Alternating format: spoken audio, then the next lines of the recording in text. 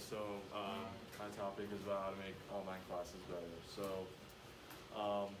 Like all you guys, I started, doing online classes last year when COVID shut everything down, and then, during like the soft closures, and I felt like I really wanted to like online classes, but they just weren't really, engaging, or like I wasn't able to really learn in them. And I mean, a lot of it is just, teachers are not like kind of last minute having to make it and stuff, just because, people weren't expecting the pandemic, obviously, but I just felt like, like on one end you have like, Hatfield trying to, cram an entire class into these like hour-long Zooms, and then on the other end there's like woodshop where you're trying to, Mr. O is trying to just like make up projects and stuff to do at home. So I felt like it just wasn't the best way to learn, and in my survey, I just want to see a quick show of hands. I think we've already done this, but did anyone actually like online classes better than at home? The first time or the second?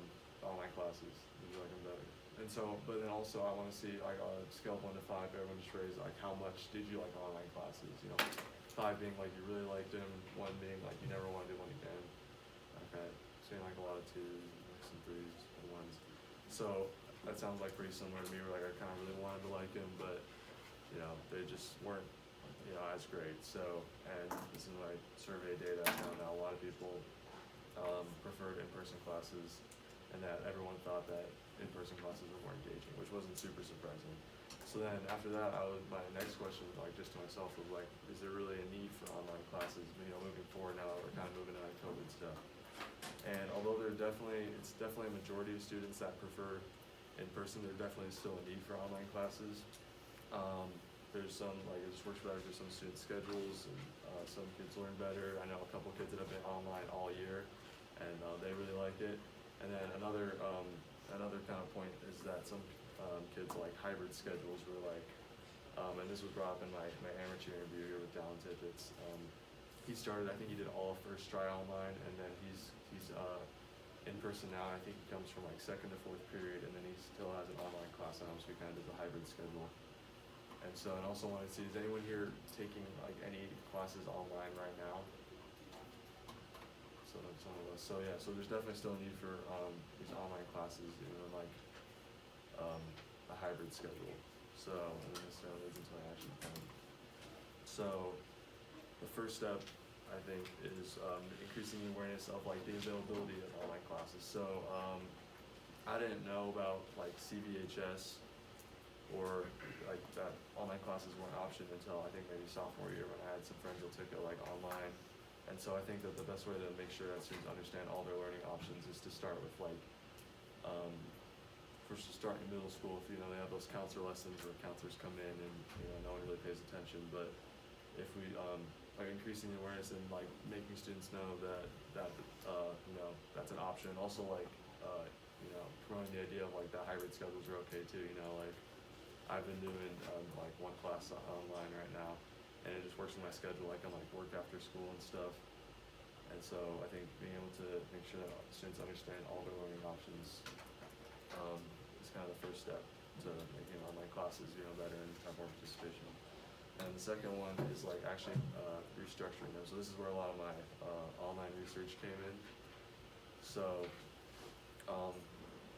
first, I think a lot of us, and this was in my survey too, a lot of us didn't really like Zoom classes, but a lot of people also agree that it's probably the best way to engage students. And so with some online research, a lot of like there have been some studies, especially recently, just because of COVID and stuff, that like kind of the best way to keep students engaged is to not have Zoom meetings like every single day, but like once every other week or once a week, and not like a full kind of hour-long lesson, but maybe just like 20 to 30 minutes, like maybe like a teacher lecture or something, and then teachers can answer questions about stuff throughout the week and lessons, and it's mostly guided lessons.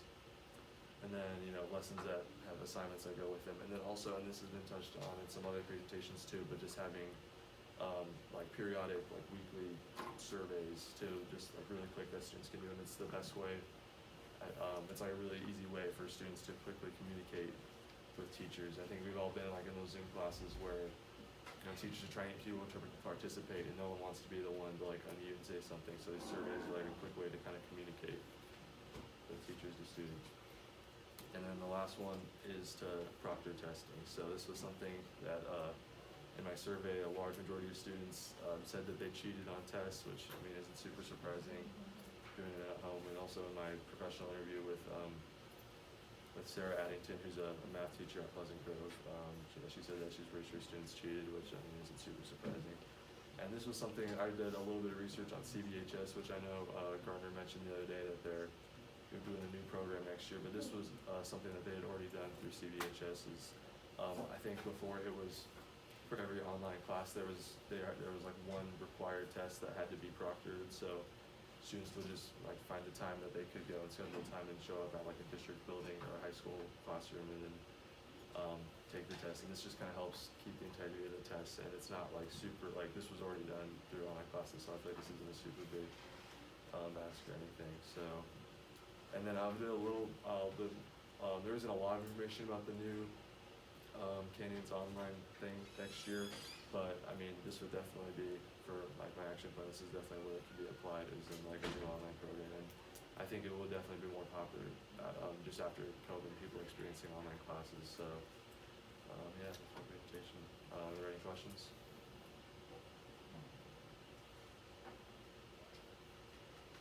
Sorry, that was rapid, we're still processing. Okay. This applies to the way they were in the pandemic, future pandemic classes, future online classes in general, correct? Yeah. Anybody else?